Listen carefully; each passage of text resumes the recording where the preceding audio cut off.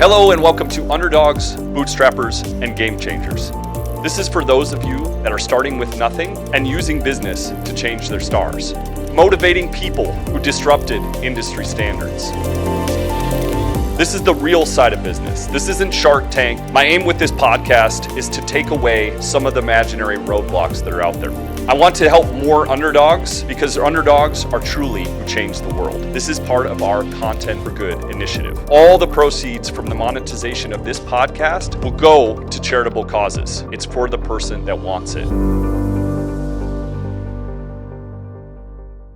Hello and welcome once again to Underdogs, Bootstrappers, Game Changers. Another exciting episode. I'm going to welcome back Essence and Adelaide. Thank you so much for being here. Of course, thank you. So as always, I have somewhere we're trying to go. And today we're trying to go into, you're not doing it for them. You're doing it for you. And your story is beautiful. We've had that on episode 8. We'll probably dive just a little bit back into that too, and then how you guys came about. But you guys are perfect for this message that I think the opposite is being portrayed in this world. Mm-hmm. And I think it's dangerous, especially to underdogs and their futures. Mm-hmm. So without further ado, welcome, and let's jump into this thing. So Essence, if you could just slightly, in case somebody didn't see episode 8, could you rehash the story of like how you started first business? Yeah, absolutely. Well, I started doing hair at a very young age, and I just realized I had a great passion for it. And so I kind of like didn't want to do it as much because I thought it was going to be like a hustle as opposed to something that was a viable business. Yeah. But later on in my journey, I actually had to change the law in the state of Arizona, which opened up the doors for me to actually do it professionally. And so I've been in the hair industry for 20 plus years. I mean, the law was changed 20 years ago, which is crazy to me. So I know I was doing hair almost a decade before that. Yeah. And so, so we're here now, still growing the business, and never thought that I would be, this far into it because it was just a hustle and a hobby, like I wish I could say it better. Like I'm thinking about Yosemite Sam, and he fires the gums in the air and he's like, I'm a rootin' tootin'. It's like, you're a small business starting, law changing, now school owning, I think your story is amazing. Thank you. So how did Adelaide come into your life? Like, which one of you guys wants to take over and enter Adelaide? When did that happen? I met her at a very early age. She was really young, but she can kind of speak to it. Okay. Oh gosh. Sure. Okay. I was 15 and we met at church, and she was like, she saw my siblings and cousins' hair. She was like, who did their hair? And of course, somebody told her it was me. And she was like, you did that? I was like, yeah. And then she had just opened the salon. So this is a short version. And then she pretty much just invited me to start working there. And it's just been, I guess, history since then. Like I didn't stay at 15 and worked continuously. I came in, I worked for a short period of time, and then I finished high school because I was I was definitely a nerd. I was super involved in school, and so I just didn't have the capacity to do hair essentially professionally at that time. But I maintained a relationship with her, so I would always come and visit, stop by.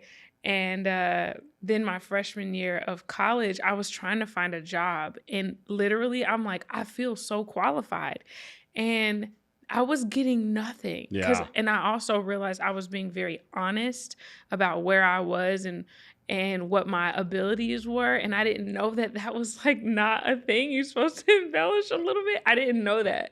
And so me being super honest, it was not getting me a job. And I was okay with that. But, God always works for us. But she had run into my sister, and my sister is like, China is trying to get a hold of you. Oh. And so then she called me and was like, do you want to come back? And I was like, yes.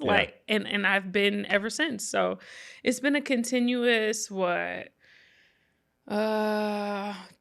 years now? Yeah. That's amazing. Yeah, so a continuous 14 years. But just starting at 15 and then maintaining that relationship, it was always good. And now literally we're sisters, and it's just the greatest.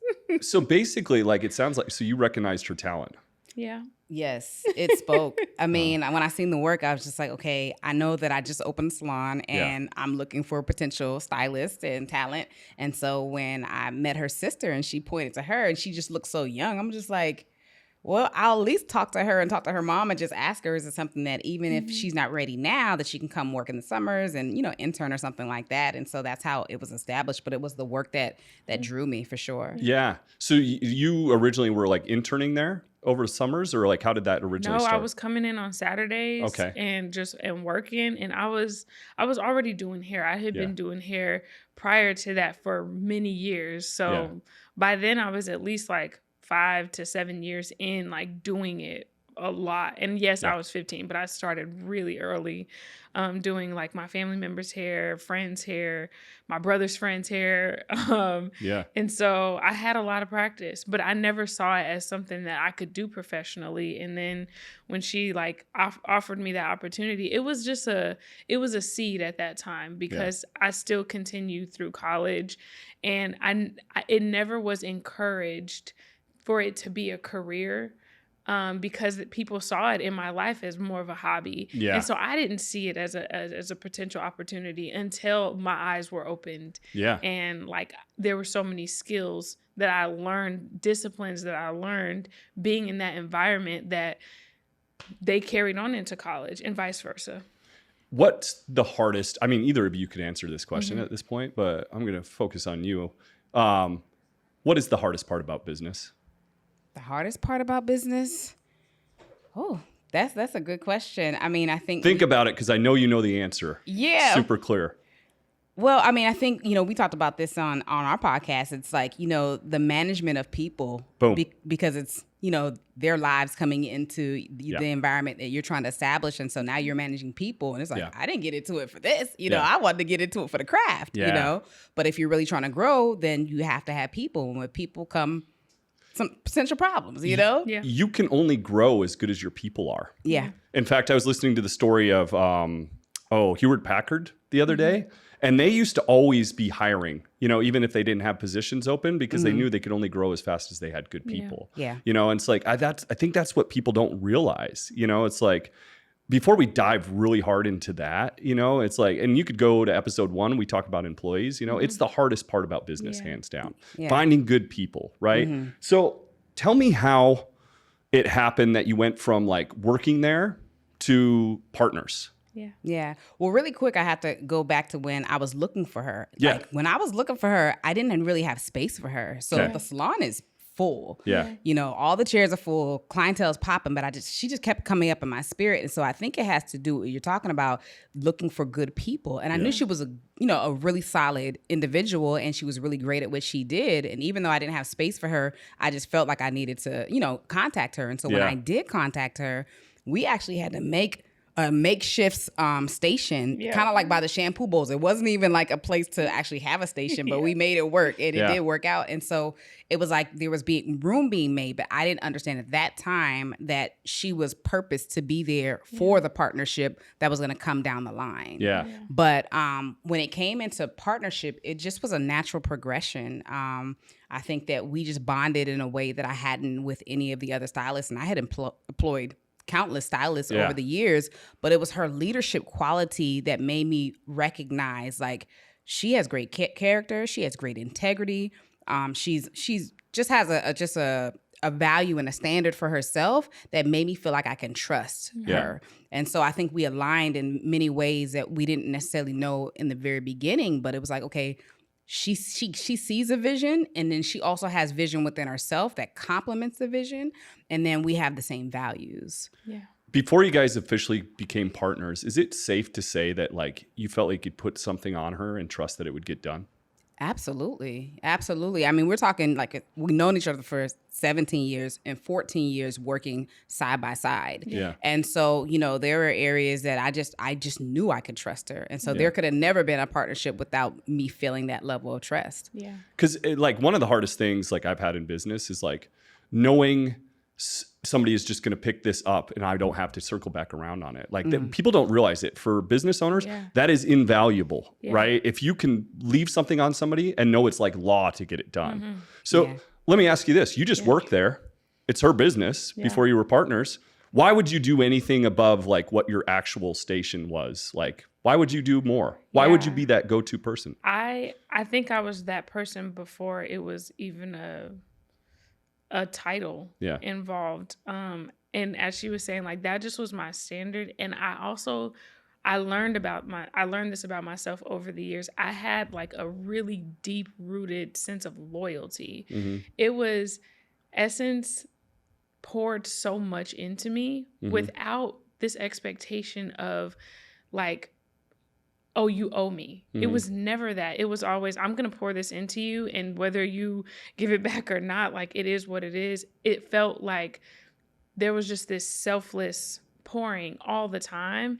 And I felt like if I did nothing else, let me show up and treat this baby like it's my baby. Let me do it as if it was my own. Like I started to attach myself more to the vision, and I really believed in it. I remember when I was even in college, I'm like, if I'm not doing hair here, I'm not doing hair anywhere. Yeah. That's just how it was. It was like the only home for my gift, if that makes sense. Yeah.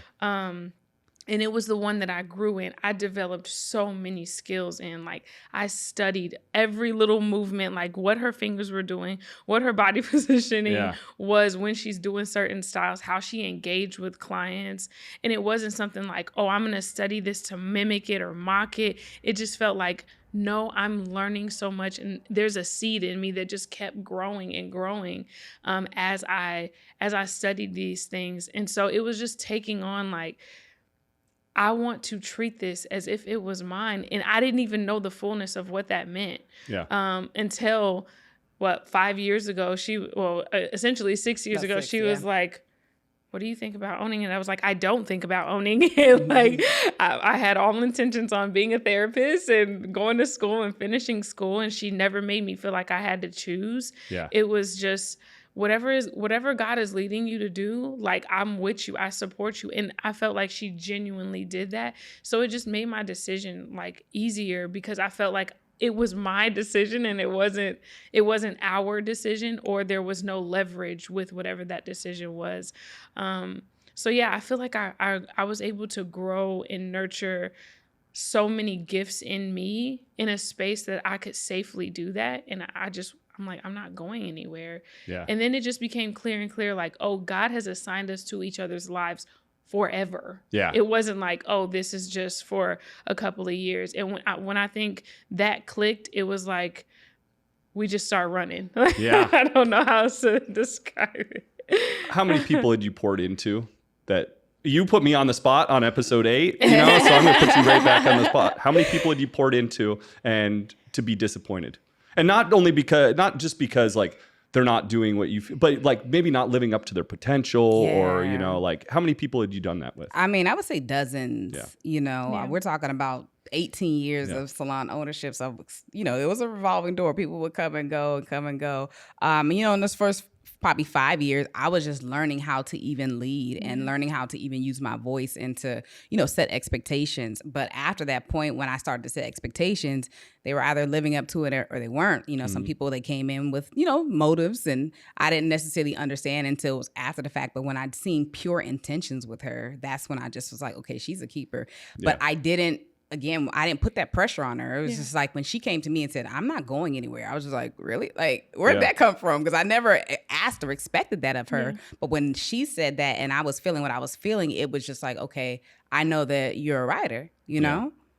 And that's what's so like, and a big message I want to get out today. It's like a lot of people are like, I work at Walmart, I work at Starbucks, wherever it is, and I'm just going to do the bare minimum. I'm just going to do the bare minimum.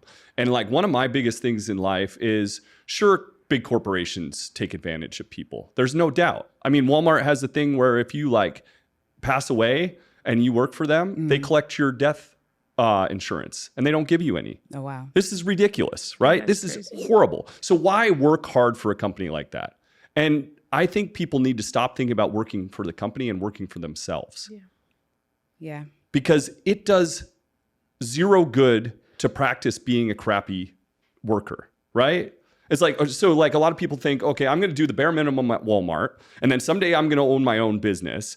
And then I'm going to like be this hard worker all of a sudden. Yeah, no, You're right. that's good. How you do something is how you do everything. That's it. That's Right? what we believe. And like my thing is, it's like you're there anyways, right? It's like you might as well be the best damn worker, shove it in their face. And then when you leave them because you're offered better opportunities, it's going to hurt.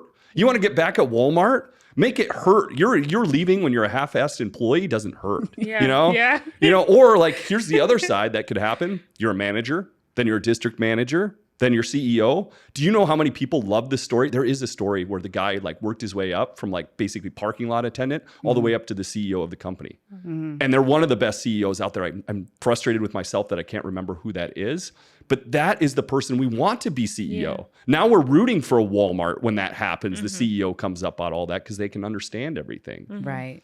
I mean, has that helped you with your management coming from, Absolutely. you know, like, I don't want to call it the bottom, but coming from the start? No, really. Like when I came in as a freshman in college, like I didn't know how to work with clients like in a professional setting. I had to learn all of those things. I had to learn what it meant to follow certain procedures. I had to learn what it meant to fit into an environment. I'll also say I know I'm an anomaly because I've never had a conventional job. I've never worked for a large corporation.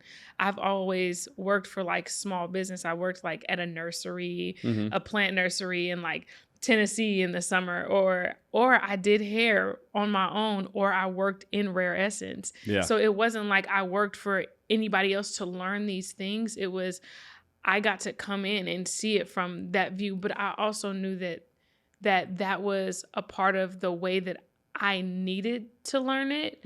Not again because I was like, oh, I'm going to be in this position, but I'm like, I would rather know what these what may seem like lower level positions do, so that when I do become a stylist, like now I have a greater respect. Yeah. Now I have a greater understanding. Now if I need to step in and help, I know what to do to be able to help.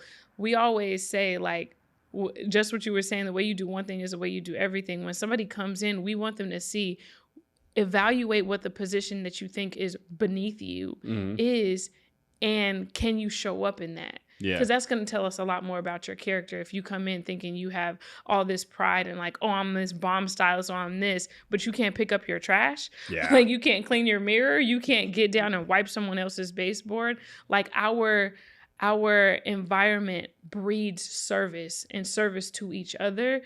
And that creates a whole different team dynamic. And so me being able to essentially do some of the tasks that the receptionist did when I first came in, it gave me a way better understanding of what it means to be in the higher position, then managing people. Now I know what it means to be a receptionist. I know what it means to be a stylist. I know what it means to be a manager. Then when I became an owner, now I'm like, there's such a great appreciation because everybody plays a role in like making this body work. That's And beautiful. then I can communicate it with real evidence, with like a real heart, instead of me just barking like, oh, go clean the trash because you're the receptionist. Like that's nasty. You know, and like you need to be a leader worth following. Yeah. Right? If you're the leader that's like, go do that, and you would never do that, like, why should I follow you? Why should I be inspired? And this is like, this story people think is stupid, right? It's like how like this goes away from anything that is logical business sense. But up until the day I sold my big company, multiple location, like huge client company, I took turns cleaning the employee bathroom. Yeah.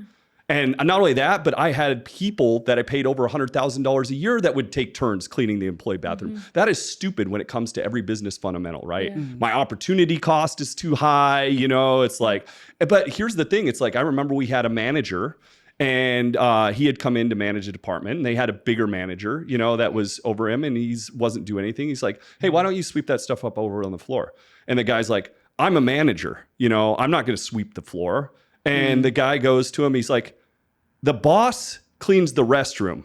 I'm pretty sure you can sweep the floor. Yeah. And honestly, that like thought of like always giving myself like the low job from time to time, the crappiest job, cleaning the bathroom, you guess what that built? That built camaraderie. That showed him I wasn't too good to do anything. I didn't forget where I came from. You know, it's like, but at the same time, it was a challenge at that point. Yeah. They'd try to beat me in the damn restroom because they didn't want the boss cleaning the restroom, Yeah. you know? Right. Like there was that much respect, and like it's almost giving me goosebumps that they would do that. You know, they didn't want their boss to be doing that. Yeah. When I would beat them in there, then I have to make sure to make it the clean. It became a challenge. Who can make it the Yeah, cleanest? who can you know? serve the most? Like, who Yeah. can, And that I love that becomes work ethic, that Yeah. becomes respect. You know, it's like when we get up here and we think we're too good to do things, shame on us. You know, Right. there is that like working on it in your business. But I still think you drop in Yeah. once in a while and you show them you're not afraid to do it. Yeah. You know, it's like you show them that your boss will stand by you, and how much camaraderie does it build Yeah. when you're sitting there cleaning the floors with them. Or my favorite thing in this world is to do some hard labor work with like employees or friends that I love. And I'm talking like dirty 125-degree weather, like let's do some landscaping or Yeah. let's move some Yeah. stuff. I can enjoy the heck out of that. And not only that, but if I could gauge any employee that I ever had, we would do that kind of work for a couple days. I would see how well you try to keep up with me, because you're never going to be able to. You know, I don't care how good a worker. I have to beat you. I have to die to beat you because I have to be a leader worth following, right? But at the same time, do you keep a good attitude when you're doing it? Yeah. Like it can be fun if you make it fun. I know you're out there thinking that's crazy, but it's not. It can be fun if you're working with the right Yeah. people. If you're working with the right people. And so if you can't as a leader be able to discern what their heart posture is when they come into your place, like that could set you up for a whole nother experience. Yeah. But we've been really fortunate to be able to like teach people that that's a part of our culture, but not only teach them, but demonstrate it consistently. Yeah. Like Essence is not above it. I'm not above it. Yeah. And so then they start to communicate back to us like, no, we want you to be able to have time to lead. So please let us take care of this for you. Please let us do it excellently. And I'm like, that's a whole, like, I couldn't have imagined that. And look I at, love it. and that's so counterintuitive. That's what taught Yeah. out there about Yeah. business. You know, it's like they have that undercover boss show, and all of a sudden he learns this eye-opening stuff about working on the bottom level. You should have been on the bottom level from time to time before you ever had to get on the show to do it. Yeah. You know, like how Right. can you ever understand it? You know, Yeah. it's like if I have an offspring someday that's due to take over my companies, that kid is starting at the bottom. Yeah. Right. And he's working with his fellow For sure. employees. You know, Yeah. he's not Yeah. starting at the top. Yeah. I'll bring him up from time to time and we can talk about like some things going on with the business, but he's starting at the bottom. She's character starting at the building. bottom. Yeah, absolutely. I mean, you now could grow because you brought on a partner, Absolutely. because you couldn't have grown anymore. Right. Yeah. And so now, like, how do you guys eye opportunities for growth and the people that you would bring on to further growth? That's a good question.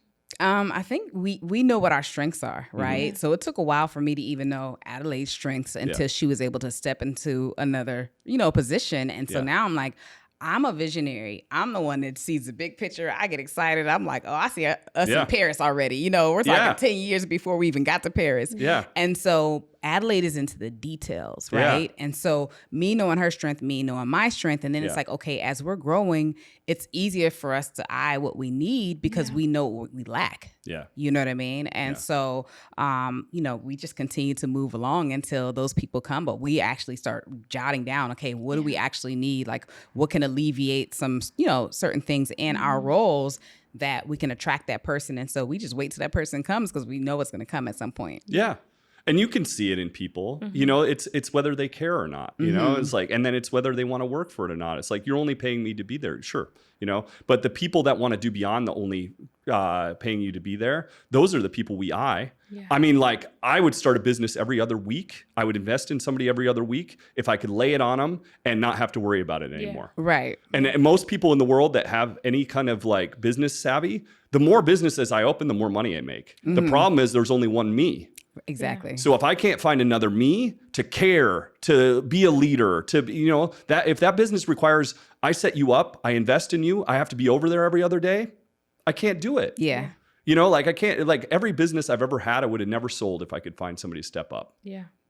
Why would I? Continue to make me money, and then let's grow this thing to the top because I can only do so much. It's Right. like, I think that's what people need to understand more. You know, it's like, it's not about doing the bare minimum because that's what you're paying to do it. Do it for you. Exactly. And I think when leaders are able to identify that in a person, we know that we can elevate them. We know that we can actually grow with them. And as we grow and we are able to go higher, then they can go higher as well. Yeah. You know, but when people don't see it from that perspective and they just say, I'm just working for this person, just getting a check, whatever, you know, then it just never works for them because they're going to carry that mentality wherever they go, and they won't see that elevation in their own life because it really has to do with your own standard for yourself. It's just like, do this you'll be trusted with your own when you manage somebody else's as if it's yours. Principle of stewardship. Absolutely. I mean, going back to that, how you do something, how you do everything. Right. You know, it's like, I didn't realize at the time, like I was forced into double jobs, full-time job in college. You know, I didn't realize at the time what I was building is a superhero entrepreneur. Like, I just thought I was like, I needed the money. I wanted to go to college to have a future. But what I didn't realize is those 80, 90, 100-hour weeks, you know, like those were actually building me perfectly to become an entrepreneur. Right. One job I had was at a country club. And this is the best thing that ever happened in my life, honestly, is working at that country club. And I was treated horribly. They called me the help. You know, they would come in and these are the pillars of our society, you know, and they would be showering off their mistress, or like they would bring strippers in and throw rolls at strippers. I mean, these are the pillars of our society. And I was exposed to this, right? These are the wealthy people, the smart people, the people, you know, that like we're supposed to look up to. And I saw them as normal, inferior human beings. And, you know, I could have got a real big attitude, and like I would valet in the morning and then I would switch over and I would bartend at night. And I could have got an attitude, and I'm like, I'm going to get this car as slow as possible, rich guy. Slow as possible. You got to wait for me. You're on my watch. Instead, I sprinted the parking lot. Huge parking lot, 125-degree weather. Like, you're not going to see anybody faster on the planet, sir, than me getting your car. You know, it's like, and that was the way I stuck it to him in my mind. It's like, I am going to be the best at this that I can possibly be. And not only that, but I'm going to remember this. I'm going to remember the way you treat me. I'm going to remember this work ethic that I have, and I'm going to bring that into my future business, you know? Absolutely. And like now a lot of what I do, you know, is like, I want to bring more people up. You know, I want them to see, you know, I want them, you know, they need to be, these are just normal people, these pillars of the community. You know, I want more people with good hearts coming up with their success, you know? And it started with valeting in a parking lot, but trying to do it as good as possible, right? Exactly. So like, that's the message that I really, really want to hit today. And you guys are a perfect example. It's like, had she not been a good worker, had she not cared, Right. you guys wouldn't have had a future together. Well, I mean, it goes back to like core values. So the salon is established on the core value. I live my life based off a core value, and they're not necessarily things that I just say. They're things that I expect. And so, you know, there's an acronym for RARE, and literally, like, we evaluate people based on, do you live up to these values? Like, if there's not alignment there, then one, you can't even work here. But when you exemplify these values and we see that you're adopting them as your own, that solidifies your space and also makes room for your growth and opportunity. Yeah. So, I mean, we've definitely had to hire and fire off of core values. It's like, okay, integrity is a core value.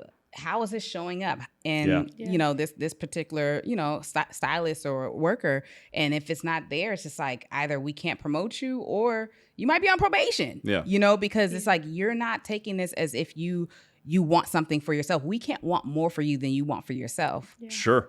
So, and it's a consistent communication. It's a consistent, like, yielding to us, demonstrating what these core values actually mean every single day. Yeah. Like, in our personal lives, when we show up to work, are we showing up to work on time? Are we giving it our best? Like, we believe in excellence and not perfection. Yeah. And so our expectation is for you to do things excellently. If you communicate to me like, yeah, I want to do twists or braids or locks or whatever, if I want to do that style, but you want to halfway do it sometimes, then I can't trust you. Yeah. Then that's not integral.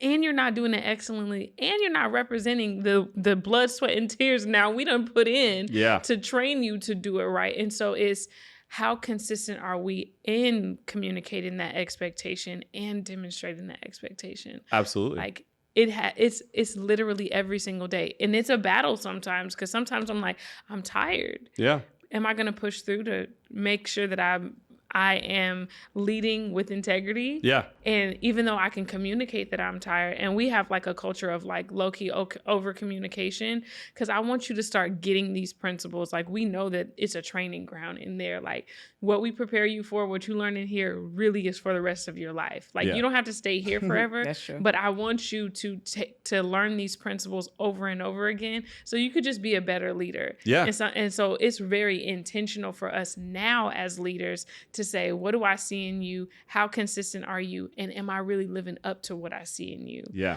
So that I won't be a liar.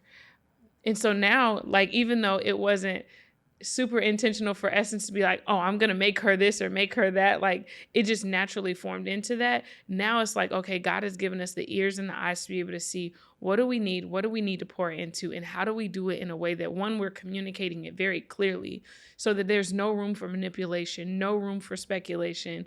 But we know that there's some produce that you need to be able to have from being in our presence, being in our environment. Yeah.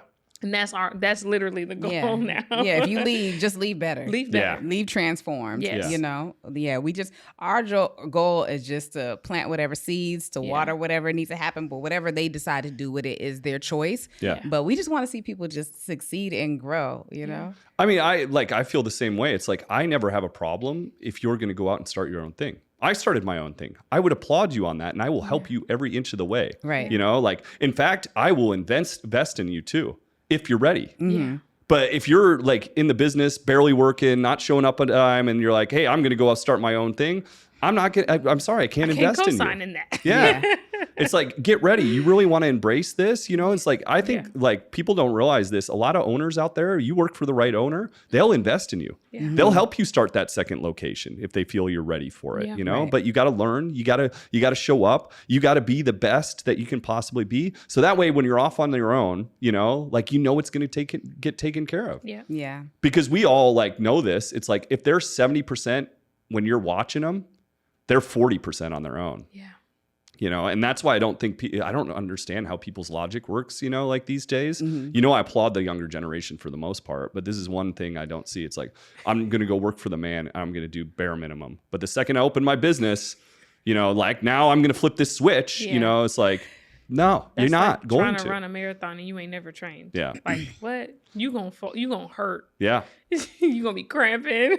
And I think it's easy to look at a business owner from a position and not know all of what it takes, the responsibility, until you step into that role, so they can run off and go and do it. And then they're like, oh, now maybe some of the things that was happening in your business, they're realizing like, oh, now I understand, because now they have to learn it on their own. Yeah. You know, and I think that was the conversation that I had with Adelaide. Like, I trusted that even though she hadn't been in that role, that level of responsibility, that she was going to be able to grasp it, but she still had to learn. Yeah. You know, when she stepped into that role and I stepped away, there were so many things that she was like, Essence, I didn't know. Yeah. Yeah. You can speak to that. Yeah, no, it was like this 3-year period where her father had just passed and she needed time to grieve.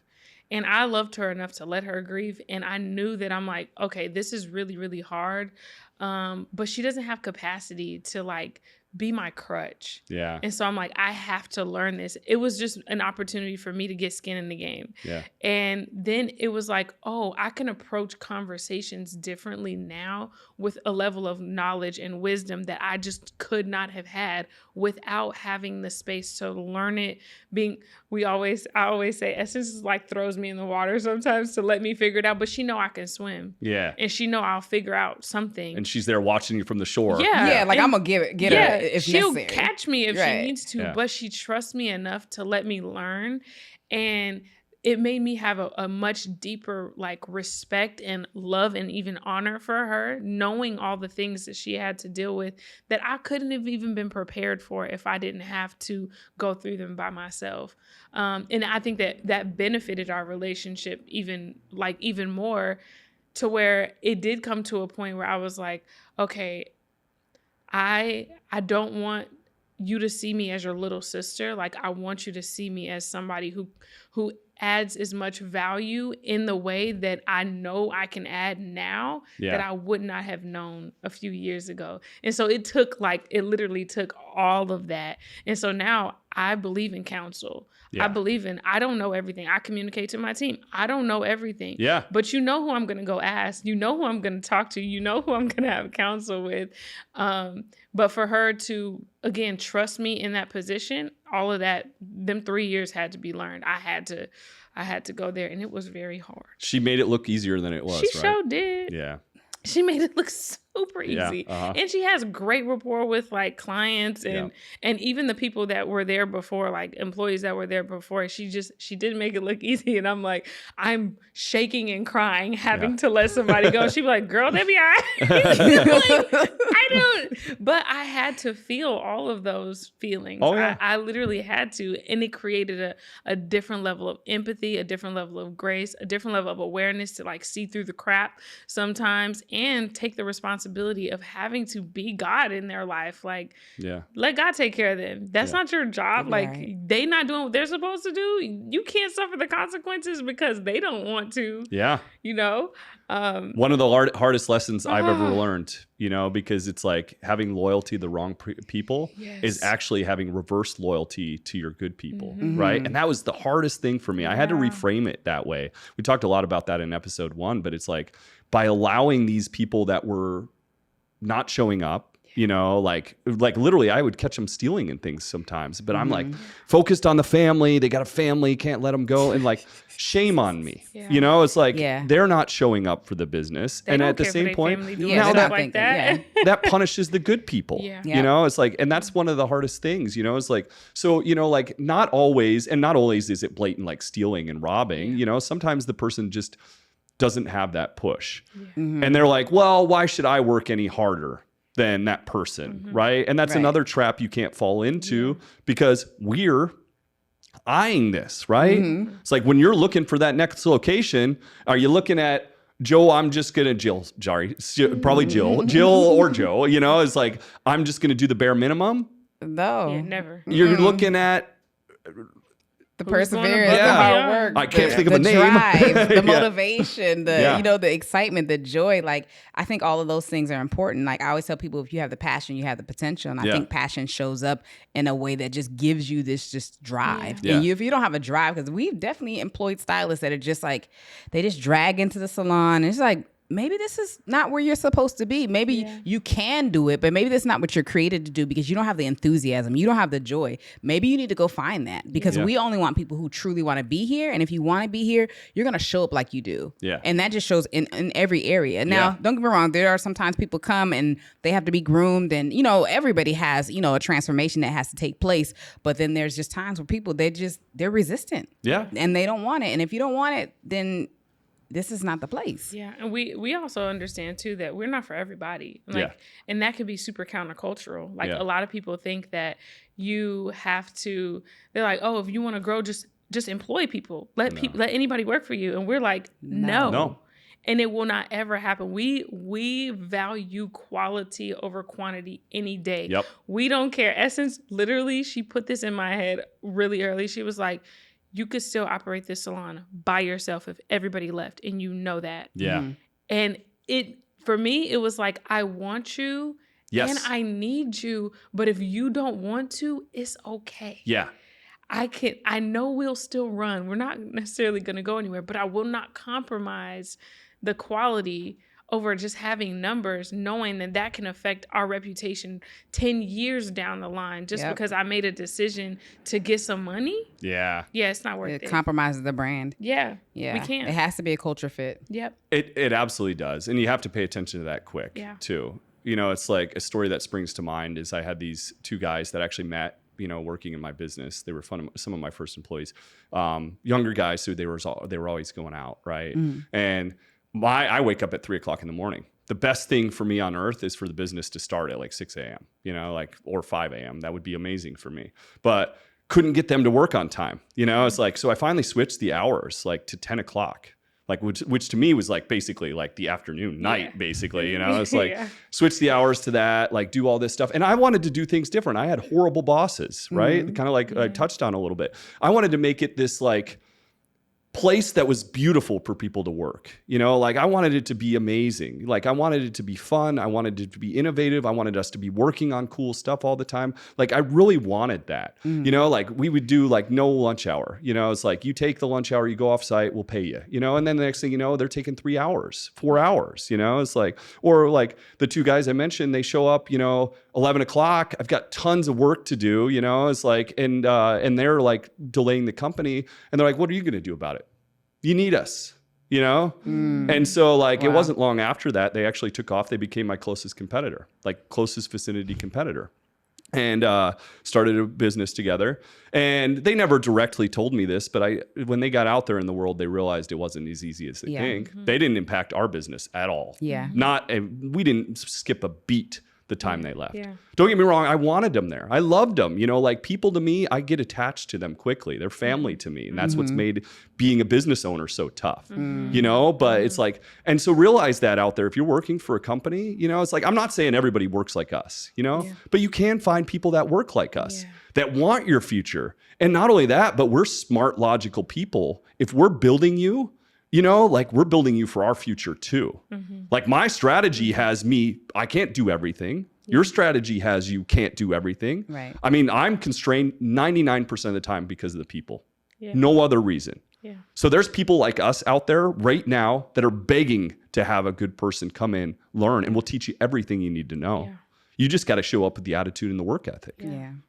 You know, it's like, that's what's so frustrating to me. It's like, there's so many of us willing, and you guys know I save failing businesses in my free time. You know, I go in there, I dive in there. I was in one on Friday that I'm working with. And it's like, you know what? They say 80% of businesses fail because of this, like a guy the other day, because there's no leads, you know, like no incoming sales leads. No, it's not. 90% of businesses fail because the person quits. That is why. And they've been training the wrong way, most likely. You know, it's like, yeah, you guys probably know I'm a big MMA guy. I've trained it for years. It's like, if you go in and half-ass your training, how are you going to fight? Right? Get knocked If you, if you go in there and half-ass your work, your work is training you to be the business owner someday, whether you know it or not. Every piece of it, right? Yeah. Even being a lowly valet, you know, that trained me in customer service, that trained me in work ethic, that trained me in doing the hard thing. And then guess what? On top of that, it gave me, you know, it's like anytime business was hard, you guys can vouch for me. How hard is business? It's a challenge. It is a we challenge. have a grace for it, but it's a challenge. Yes. So every time I felt like this little creature saying, you know, like, you don't want to do this. This is hard. You know, that little creature would creep in and be like, oh yeah, you want to go back to that? You want to go back to being called to help? You know, it's like, that was incredible motivation. You want to go back to splitting the 125 degree parking lot that people don't appreciate you in? Yeah, I'll stay here. I'll keep working on this thing. Yeah. You know? Well, I think the thing is like business ownership is leadership. Yeah. Right. And when we understand that that's what it is for somebody who's just starting in at the bottom of a job, if they realize that all I have to do is exemplify being a leader, meaning I'm leading myself, I'm making the right decisions, I'm doing the things that will position me regardless of where I'm at to get to that next place. But people who decide I'm not going to lead or I'm not going to make good decisions or I'm not going to be responsible, they need to be managed. Yeah. So either you're going to need to be managed because you're not making good decisions, or you say, I'm going to be a leader and I'm leading myself first. And therefore I can ascend to business ownership because I'm already doing the things that constitute a good leader. Yeah. Look at your heart of hearts. Yeah. Are you only working when the boss is watching, or are you working? Yeah. Because that's the leader you're going to be someday. Exactly. And your fruit will tell that. Yeah. So if you say, no, I've been doing this, there's no evidence that you've been doing that. Yeah. Like you don't have no fruit for that. Well, one of the things that like we're working on right now is a tech company. And so I've been working with one of the most wonderful things about my MBA program. I don't talk about it a lot on this, but I made some incredible connections with teachers that I have. And one of them is a leadership professor, one of the foremost in the world, actually. And I reached out to him. I'm like, I'm scared about this huge company because I am not this yelling, screaming leader. I'm not Bill Gates screaming at you in the boardroom if you do something wrong. I'm not Elon Musk, like beating you over the head because you did like this silly maneuver or something like that. I'm not that, Right. you know? And so how am I going to run this huge company, you know? Or like when I was first starting, it was like, I had heard you had to be an asshole to be successful in business. You know, it's like, I was afraid of that because I'm not an asshole, you know? It's like, but no, like the thing is you have to find the people that work with your leadership style. Style. That's it. Yeah. Yep. And some people will take advantage of that style, right? Yes. You know, and then they need a leader like Elon, leaning over their shoulder, screaming at them all the time. But they're never going to surpass that, right? You know, like I have to find people that work like me, you know, leave me alone, tell me my job, help me when you can, you know, I will work my butt off for you. Right. You know, it's like, and we will do that. You've proven it. Like, how do you, like, this is my point of view. I've told a couple of different stories on but how do you guys inspire people to realize, like, when you're sitting back in the corner, it's not the best thing you can do for your future? Yeah. I definitely think, I just think of anybody who comes to essentially even work at the salon. It is, in essence, really taught me this. Why are you here? Yeah. What are you here to learn? Mm-hmm. And not in the sense of like, oh, why are you here and what are you trying to take from us? It is what even drew you, what connected you to us, and how can we nurture that? Like, it's really coming at it from a different perspective. I definitely resonate with, like, I'm not a barker. Yeah. I could probably be too kind sometime, or I'm very clear on what the expectations are. And it's hard for me to have to like sever certain things because I give people a lot of grace, which is not even the character that I grew up with. Like, I was very type A and like, you know, God done some work on me. But I feel like as a leader now, I'm a little gentler when it comes to certain things, because I'm like, I want to give somebody a chance, but I also know that if I play too much of a role in their life, then I can be stopping them from learning whatever they're supposed to learn in my care if I don't manage it well. Yeah. And so it's really been like, it's a dance, it's a rhythm, it's not a formula, it's not a you do this and you're going to get this response every single time. I get to interact, and I'm grateful that we're a small business now, but we know that as we get further and further along, there we still want that one-to-one contact, like really have intentional time to understand why somebody's there, and they might not even know. Yeah. They might fully know, and that's going to be up to us to be able to discern, like, what brought you here? Yeah. And we're not always going to get a return on that investment. We're not always, it's not always going to come back to us the same way that we've put it in. Sure. And so it's really being able to take that gamble. I think Essence took a gamble on me. She learned to trust me, but it wasn't like she knew that off the bat. Yeah. Then that taught me as a leader, like, I can expect that I can pour something into somebody and they're going to disappoint me. Yeah. In some way, shape, or form. How am I going to respond to that? Yeah. Am I going to fight them, or am I going to learn and then create a boundary? Like, it's always an opportunity that leads to another opportunity. But if I don't have that perspective, it can feel overwhelming. It can feel like I'm manipulating them or they're manipulating me. And so it's learning whatever your dance is. Yeah. And for us, I'm grateful because we don't have to like figure it out all by ourselves all the time. Like, we want to see people in our industry create more partnerships, create more community. Yeah. Not necessarily be out there on their own. And for people who even have a similar disposition or leadership style as us, like, we believe in allowing God to just direct us to do what we need to do. And if somebody connects and resonates with that, like, we want to be able to offer our perspectives as an option. Yeah. Because I'm sure like you were said, there are people out there who maybe that's just how they learn. That's just not how we teach. Yeah. Yeah. Yeah. It's not. No, they got to find a different kind of boss, right? Yeah. Right. And I think the other thing is we inspire them to dream. Yeah. Mm-hmm. So we do affirmations. We get them to think about, okay, aside from you being here, what do you see for your life? For your life. And so we get them to literally like create these visions for their life of what they see and help them to dream. And I think that inspiration helps, but also too, what we require them to do is become self-aware, because if you have this vision, it also requires a version. And so, yes, you want this, but then who are you going to become? And what are you going to hold yourself accountable to Today. become it. And Yeah. so what does that look like in your day-to-day life? And so we hold them to a standard for all of the dreams. So they get excited about the dreams that they have outside of the salon or even in the salon. And so I think that also helps them to recognize, okay, in order for me to achieve this and to have this, I have to embody it. I have to become it. And so we talk to them about all of the things that, these are the actionable steps that you have to take. Like, being on time is something like it's going to require that for you to be a world traveling stylist. Yeah. Like there are things that, you can be an amazing stylist, but if you don't have the character and the qualities that go along with it, you can get yourself there, but you can't keep yourself there. Yeah. How will you be able to maintain it? The reason why the salon's been open for 18 years is because there's been a maintenance there. It's not like, oh, I got excited and I was doing this for a day or two. No, there's a stick-to-itiveness. Oh, yeah. And that's the thing too. It's like every single job I've ever had in life, I've taken something away from it. It's like look, even if somebody's like at your business right now and they're part-time and they're going to school to be a doctor, you think that client-human interaction, you think that there's a million things around there, customer service, work ethic, showing up on time, dealing with stress, it's like when you're dealing with somebody's hair, I'm sure there's some pretty picky hair people, right? Absolutely. Yeah. Probably more so than they even care about their kids, some of them, right? Yes. And so it's like, those are all lessons that we're learning. Yeah. And if you'll embrace those, you'll actually realize that it's super efficient.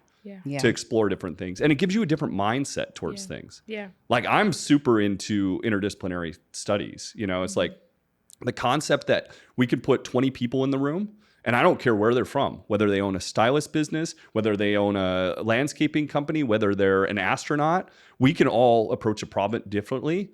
And the solution to that problem could come from absolutely anybody. Yeah. There was actually an amazing thing that I heard where these doctors were working on cancer research, and they were like really frustrated, how to combat cancer. And I guess this 5-star general accidentally walks in on this conference and looks at their map on the screen. And he's like, well, we would approach it from all sides. That's good military discipline. And this opened this idea that it's we'll fight cancer from all sides. It's so the idea can come from anybody. The experience can come from anywhere. It's how often do we have somebody that's somebody could be working in your business right now and see an invention, right? That could perpetuate them to billionaire status. Yeah.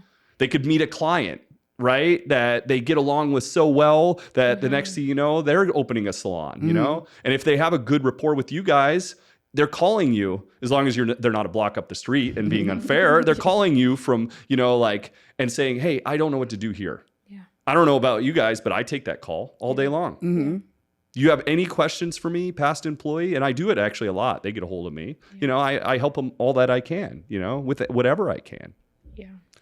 Another thing you're building while you're working. Yeah. And I think that there's just that's a whole different heart posture for a lot of people. And honestly, it requires a deep level of work. Yeah. Inner work. Yeah. You have to get to a point where you're so self-aware that you don't want to make somebody feel like you felt before. You have to get to a point where you have to heal from those past, what feel like injustices from employees or people you've worked with to be able to continue the work. It's not easy. It's a lot of inner work. Essence literally always says your business will only grow to the extent that you do. And it becomes Beautiful. a mantra that you have to recite. Am I growing? I know I want my business to grow, but can I even sustain where the company can go without my discipline, without my character? If I'm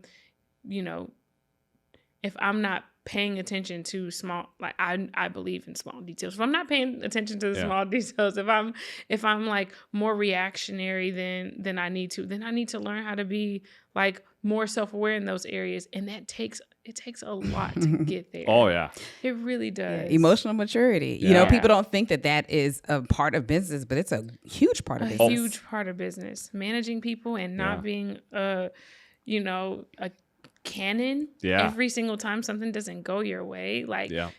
How you respond is what you invite other people to respond to you in. Yeah. So if you decide, oh, I'm about to just yell at them and cuss them out because of your position, well, then you're creating a direct invitation for somebody to treat you that way. Yeah. And I hope that whoever is watching this is just encouraged Two, do something about how you are today that can really affect your tomorrow and affect the people that you are called to lead, because I do believe everybody is called to somebody. The people that, when we were talking about leadership even earlier, it's like, as a receptionist, you are a leader. The way you do this is incredibly important. As a stylist, you are a leader. Like, I am a leader in this way, and I know that I have to assume this role to cover you, but you need to cover that position. You need to cover the people that are even directly under you, because there's somebody under them. And it's a circle. It's not like a building, hierarchy. you know? Like, there's always this revolving sense of service. And how do we assume that position as a leader? But I think that always starts with us. That always starts with that reflection and that work. And let's be fair, there's a lot of leaders and managers out there that could use a lot of work, right? Then, like, I worked under a lot of them. I can't think of many inspirational leaders I had in my work career, like, unfortunately. I would love to have some. I'd still actually, like, like, sometimes wish I could, like, go work under somebody that I felt was, like, an amazing leader and learn. I'm a constant wanting to evolve and grow person, It's like, I'd love to work under a leader that I was, like, felt I could learn from and be passionate about. But if you're working under a leader that is, like, not a good leader, it's like, my thing is, work as hard as you can, grow past them, for one, or, like, people will, like, there'll be other opportunities that open up for you, it's like, and maybe that's when you start exploring. You don't stay under a bad leader forever, but realize a leader that's trying to build you, and realize one that's not worth following. And then I think that's where you find, like, your work ethic will eventually take you past that, right? Because the next company, there probably is a leader there that will appreciate you and build you, right? And so, but working hard, and having those good, like, opportunities. I think about the person at McDonald's all the time. It's like, if you're the best damn McDonald's employee, your immediate manager might see it and not see it because they're an idiot, but somebody's going to see it. And that can sometimes be the person on the other side of the counter. You know what? I look for that, if I'm out at a business and I see somebody that's amazing, like there's this kid that scoops ice cream, like at Cold Stone. I like Cold Stone. And so it was like, and he's in there and he's singing. He's throwing the ice cream up in the air. He's catching it behind his back. This is, unfortunately, I didn't have a business at the time, but, like, he made that job unbelievable. He could have just scooped the ice cream, little customer service or whatever. No, instead he's dancing and throwing it. He is the man at this, it's like, and I was like, if that kid was an investment, I would invest right now. Because how that kid is doing this, he's going to do everything in life. That's right. So there's somebody on the other side of the counter that might see that too and be like, I'm taking this kid. If I had I had just sold my other company, it's like, but if I had a company right then, I would have been slipping him a card. I really would have, it's like, and so, like, realize, I think if you continue to show up and do the right thing, like, it's going to come around for you. And if it doesn't, just like me, I never wanted to open my own business. I never saw that, like we talked about the last episode. That's for the rich white dude, right? The old man white dude, it's like, that was supposed to be the company guy. But then you get to the point, it's like, well, I'm working past all my managers. I'm a harder worker than anybody at this place. And that's when it's time to go for yourself. That's to me the answer. When you're the hardest worker at the business and you're the best leader and the best, like, at everything you do at the company, now it's just a matter of turning the key into that business because you got it all. So, yeah. I think nothing is for nothing. I think that, a lot of times we work jobs to get the skills, get the tools, learn, develop as a person. And then, when it's your time, especially if you already have a vision, go for it. Yeah. Like, sometimes I kind of, like, don't take this the wrong way. I hope bad leaders on people a little bit, don't get me wrong. I'd rather have the inspirational leader that you learn from, but at the same time, you got a bad leader, use it as motivation. Work your butt off and then go out there and be a better leader. Right? Learn what not to do. Like, I think about this all the time in our bully podcast. This lady at episode 8, the end of the season, she goes, I'm just trying to be the hero that I wish I had. Try to be the leader that you wish you had. Right? You're inspiring other people, and that people look to us as our leaders in our businesses. It's like, don't be the one. You got to show up every day with your smile on your face, no matter how much you're getting your butt kicked. Don't be the one that's getting outworked by your staff. Don't be the one that cares less than your staff. Otherwise you can't expect them to do anything. And then when you see somebody that has a good idea, that has, like, insight and caring, and like I look for that, like bring it out in them, right? Embrace that. Embrace the good idea that they just came up with. It's like you come up with a good idea in my company that's an invention and you're a hard worker, I'm right behind you with money and everything I can do to make it work. So I love it. That's good. I want to give you guys a chance to add anything that you think we missed today. I know it's an important topic, and we said it wasn't going to be a popular one, but your prime evidence of your work ethic inspired your partnership. Yeah. Your caring inspired your partnership. And now it's amazing what you guys have done and will continue to do together. Yeah. And right now, I'm sure you're looking for the next person to build up so you can open the next thing. Yeah, always. So we can expand. Yeah. We just looking for like-minded individuals, people that have the same values that we can grow with. So we don't want followers. Yeah. We're looking for the leader in the person, and we want to cultivate that leader so that leader can soar with us. Yeah. Yeah. Yep. I Beautiful. love it. I don't have anything to add. I think this was great, and I don't necessarily, I don't look at it from the perspective of it's like, oh, this is just unpopular opinion. I just feel like it's for who it's for. Yeah. It's watering a seed somewhere, and everybody ain't gonna get the same nutrients. Like, so if you don't like it, just move on. Yeah. But if it's for you, amen. Yeah. I mean, keep doing your thing, right? Yeah. I think back to there's a meme out there you see, and there's the leader sitting in the chair while everybody else is pulling the weight, kind of back to ancient Egypt look. And then there's the leader that's right out front pulling the weight first. Be that leader. Yep. Yeah.